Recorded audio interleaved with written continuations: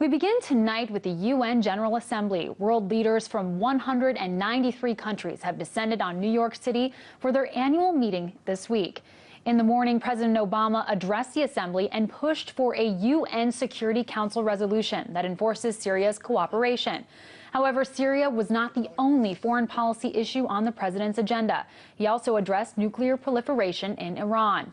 To discuss more on the highlights coming out of the UN today, I'm joined now by RT's Anastasia Churkina, who is in New York following all of the developments. Anastasia, just a few hours ago, Rouhani addressed the UN General Assembly for the first time. Can you elaborate on some of the points that he made in his speech?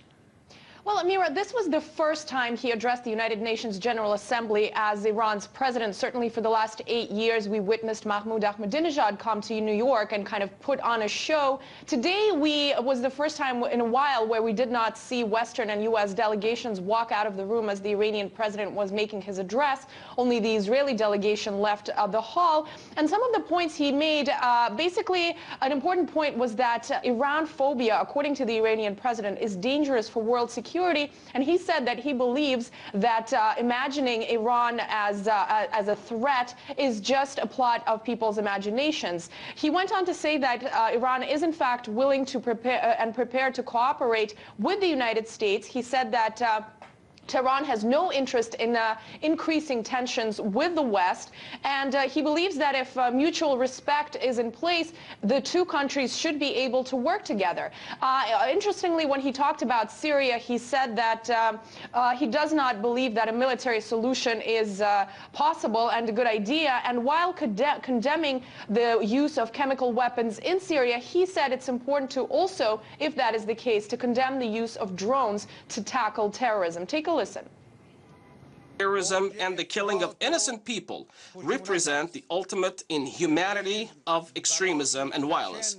Terrorism is a violent sport and knows no country or national borders. But the violence and extreme actions such as the use of drones against innocent people in the name of combating terrorism should also be condemned.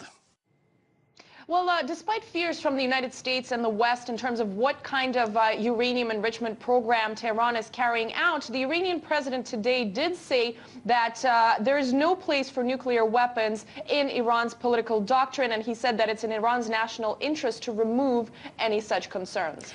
Now, President Obama also took the stage earlier this morning where he addressed Iran.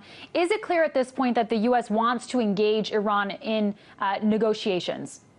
Well, Amira, that certainly seems to be the case. We were expecting and waiting to hear whether or not Obama would be meeting with the Iranian president of the sidelines of the United Nations General Assembly. That is not going to be the case. We hear that the Obama administration did try to set up some kind of meeting, and according to the White House, this was not possible because Iran said it was too complicated at this particular point in time. But we have been seeing sort of more friendlier and warmer, I guess less tense behavior coming from both the United States and Iran. We do know that earlier today, Barack Obama did in fact say that the U.S. is willing to conduct dialogue and that the doors for dialogue remains open if Tehran is willing to walk through it. Take a listen to some details on that.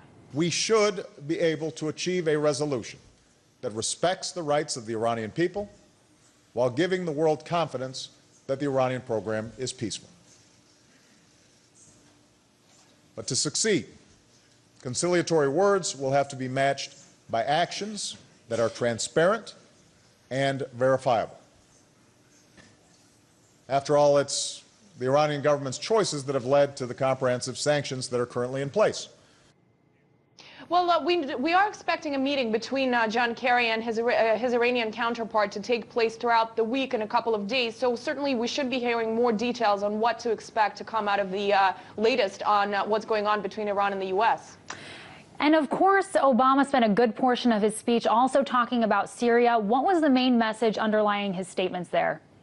Well, Amira, Barack Obama really continued to push forward the U.S. position that a strong resolution needs to come out of the United Nations Security Council. We do know, of course, that the UN Security Council has been working round the clock to implement, to put together a text that would reflect Syria's agreement to put its chemical weapons under international control. However, something that remains to be a disagreement between the U.S. and Russia, the main negotiators on this resolution, is America's belief that the use of force should be kept as an option, kept open, if Assad's government does not comply fully with what is being negotiated. Russia, however, believes that the use of force should refrain from being put in this text language. So this is what we're expecting to really be clarified at the UN in the days to come. And of course, we do know that at the sidelines of the UN, also Sergei Lavrov has been meeting with John Kerry to discuss this in more detail earlier today. That was RT correspondent Anastasia Churkina. Thank you.